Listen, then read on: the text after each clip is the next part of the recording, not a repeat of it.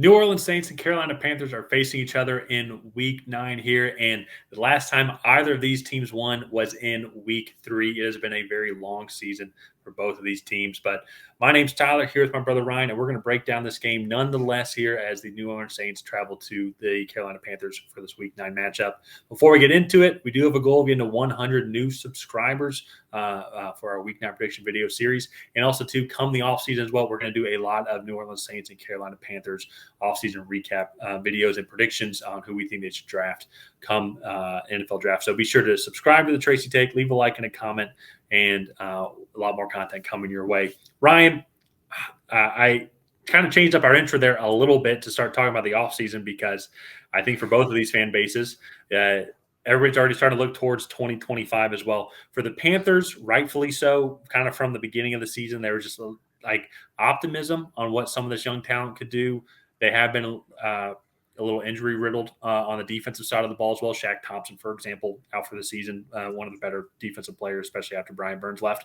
I say a little injury riddled because on the opposite side, it could be a lot worse, which is a segue over to the New Orleans Saints, who has just been absolutely decimated with injuries. My apologies. As a Falcons fan, I got to kind of crack a couple jokes here for my NFC South friends. But in all seriousness, though, it's looking like the Falcons are going to win NFC South just because we're getting really lucky with all the injuries, and I want to beat the Saints when fully healthy. Could help give me confidence overall just because of the rivalry that's there on how good the Falcons team is. But seeing you guys, though, struggle with the offensive line injuries that you guys have been having, even though I know Eric McCoy is looking like he might be coming back as well. Cesar Ruiz looks like he's going to be coming back here soon. Still, week can be determined. Rashid Shaheed going out as well. You have a lot of injuries on the defensive side of the ball. Paulson and Debo as well. Marshall Lattimore has been in and out of the lineup also. It's just, I mean, Derek Carr also, too. You have Spencer Rattler as quarterback, and then Jake Haener came in at the end of the Chargers game. I just listed off how many was that? 10 guys that are. Well, to me, I saw a meme the other day, and it kind of summed up the Saints season, and it was like what you start with or like what you hope to get, and it was like Chris Olave, Bub Means, and who's the other one? Alvin Kamara, Rashid Shaheed. That's the one I was trying to find. Yeah. It was like a picture of those guys, and then it was like what you get, and it was Jermaine Jackson, Mason Tipton, and Cedric Wilson, and it's like those are the starting receivers right now for the New Orleans Saints. Like it's insane. Like those are guys that they picked up at this point in the year. Or during the regular season. And so it's a really tough situation that the Saints are in just injury wise. Alvin Kamara has been healthy, I believe, throughout the entire season. Well, he's been playing. I'm pretty sure, correct me if I'm wrong. I thought I saw a report on this, and I mean in the comments, but it's like, I think he's been playing with a broken hand. I think he broke his hand, but he's been playing with a broken hand. Yeah. And so you have him there. Olave, he was back against the Chargers, but he missed 1 week or 2 weeks with a concussion. At the same time, too, that's when Rashid Shaheed got hurt with the knee injury. So then he had to have surgery on that. Was out for the year. And then on top of that, too, Derek Carr, your quarterback that you bring in and paying money, he's missed some time. So you got to rely on Spencer Rattler, your rookie quarterback, kind of see what you have in him. So maybe that's kind of a blessing in disguise. It's like, again, some good film on Rattler on how good he can be. Same thing with Jake Haener as well. Do we want to try and develop these guys, or is these guys going to be a backup, or do we want to get new backups? Well, especially too after how the Saints started with like going gangbusters the first couple of weeks. This has been like the total letdown over these last 6 weeks. Just with all the injuries, then the play has kind of fallen off a cliff as well. With the injuries come down. Yeah, because of the injuries. They had a tough loss against the Eagles in week 3, and then a game that you guys should have beat us in week 4, to be completely transparent.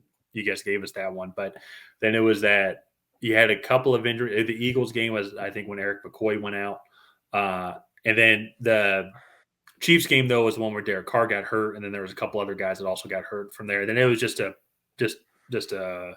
waterfall effect from there. The guy just kept falling left and right. So that's the NFL, though. Luckily, though, they might be able to bounce back here against the Carolina Panthers team, who I will say when Andy Dalton has been the quarterback, this offense has been decently formidable, but he got into a car accident before this Week 8 game with his family. first and foremost, glad to hear that everybody is okay in the Andy Dalton family as well. He was on the sideline this week. Bryce Young was a starting quarterback, and I will say I'm glad Bryce Young was playing. We knew that he would be coming back at some point in the season as well, because they are going to need some more game film also on how he does in this Dave Canales offense. Can he keep on improving? He threw for over 200 yards against a good Denver Broncos defense here. He's not the reason why they lost to the good Broncos team, in my opinion. Yeah. Could he played better? Sure, but so could everybody else on that. It's marginal improvements right now. You're just trying to stack week over week and looking for that step-by-step improvement in him. And I think he showed that. Sometimes, like, I am not in favor of benching a young quarterback, especially in this situation. I think that's really tough on his confidence. But I think if you go and look, like, sometimes you just need to, like, take a step back and just be like, all right, like, you don't worry about playing or doing anything right now. Just focus on trying to learn, and then, like, we'll put you back in when you've caught back up to everybody. Well, and so this is why I think Bryce Young is going to start this game now, because this is going to be the first time where like Saints and Panthers played week 1. We all know how that game went. Actually, I'm sure Panthers fans have probably forgotten it. So I won't remind you how bad that game was for you all in week 1, because you guys have suppressed that into your subconscious. But I think for the Panthers coaching staff as well, you want to talk about that side by side, like, let's go do marginal improvement. I bet Bryce Young starts this game going up against the Saints defense, which obviously won't be the same just because of some of the injuries, but still it's going to be the same system, going to be the same, the same organization, I guess. But, and be like, okay, these were the mistakes we made in week 1, and then now let's compare him to how he does in week 9. Does he make the same mistakes? Is he improving? Is he doing a better job reading the defense, reading the coverages, setting the team up for success? And if he's not able to do that, then that'll be the first clear sign of, like, okay, Panthers are going to move on for sure from Bryce Young here as well. Because I do think that the verdict's still out if Dave Canales and the Panthers are going to try and go get another quarterback that fits their system better and try and mold him or whatnot, or maybe go and get a Sam Darnold if he hits free agency as well, because he's on a 1-year deal with Minnesota, and if they want to go with JJ McCarthy, just randomly throwing out names.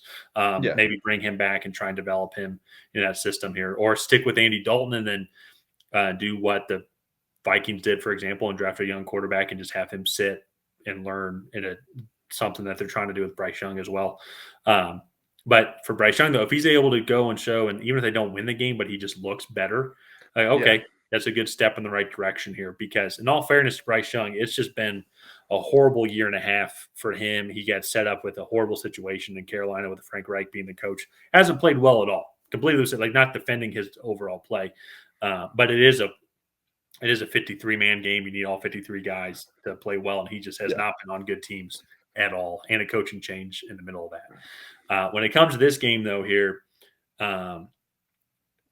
Bryce Young does play. It is going to have an overall effect, I think, on the consistency that this offense can provide. What we saw with Andy Dalton is this team was actually able to kind of move the ball through the air and put teams on their heels, and that opened things up in the running game for Chuba Hubbard and company.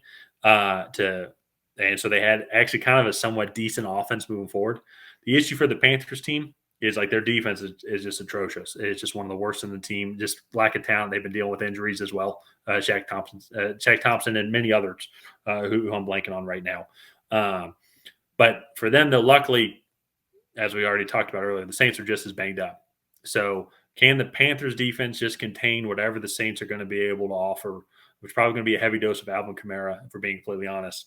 Can they contain Alvin Kamara? Can they stymie a rookie quarterback in Spencer Rattler or Jake Haener as well, who I know he's not a rookie, but it's still a young backup quarterback. Because I don't believe Derek Carr is going to be back. If they can still rattle them and keep the Saints offense to really be kind of like to really struggle to move the ball down the field and put pressure on them, I think the Panthers have a shot to win this game. But I want to throw it over to you, though. What do you think the Saints and the Panthers have to do to come out victorious? Yeah, I think, well, it does sound like Derek Carr is coming back for this game. And so I think for that, get this offense back on track. I'm not saying you got to go out and hang 55 or whatever again, but, like, put some consistent drives on tape, spread the ball around, get it to Alvin Kamara in space. If Chris Olave is back for this, like, get him the ball down the field, like threaten other defenses like how you were in the first couple of weeks. And then second, get after the passer, make Bryce Young uncomfortable. And like he has shown in the past that when you knock him off his spot, he will make mistakes. So and for the Panthers, come out, and it might be boring to watch, but play field position, do the little things right to support your young quarterback. It early on in the game, get him in rhythm, get him easier throws that he can try to complete to establish a rhythm, and then go try to push the ball down the field. Also, establish the running game, and then you can build play action off of that for Bryce Young. I think that's going to be a really important thing in this matchup as well. So, all in all, I think the game plans are pretty straightforward, like for each team. At this point, I think the Panthers more than the Saints are looking for moral victories rather than like real points, where I think the Saints, like they showed they could compete with anybody in the first few weeks of the season. And so I think they're trying to get back to being a playoff contender. And it like this is kind of a must-win game for the Saints, and that's kind of to lead into predictions. I'm going with the Saints. I think they get back on in the win column here, 3-6. Their upcoming schedule, like so they have Panthers, Falcons, Browns, Rams, and then like they end with Giants, Commanders, Packers, Raiders, Bucks. So like they kind of need to win this one and form a little bit of a winning streak against the Panthers, your Falcons, and the Browns to get back on track. And then they have a tough kind of end of the schedule there in that NFC. So they really need to win this one. If they don't, this season's kind of over for them. Yeah, no, I initially actually was gonna. I had the Panthers penciled in actually as my victory, but then I kind of talked myself into it. I just think the Panthers are really going to struggle to stop Alvin Kamara. And even too, I know this offensive line is banged up, but I just think that this Carolina Panthers defense is just really struggling. I look at it now, actually, too. Defensively, they are the worst rushing team when it comes to yards allowed. And I just think that's just going to be the heavy dose when it comes to what the Panthers game plan is going to be, especially now too if Derek Carr's coming back. Even if Derek Carr doesn't play, then you're still going to have to. Spencer Rattler is elusive enough to where I think you can do some running options just constantly all the way down the field, and I don't know how the Panthers would stop it. So I think the Saints too. This is a must win. It's definitely not.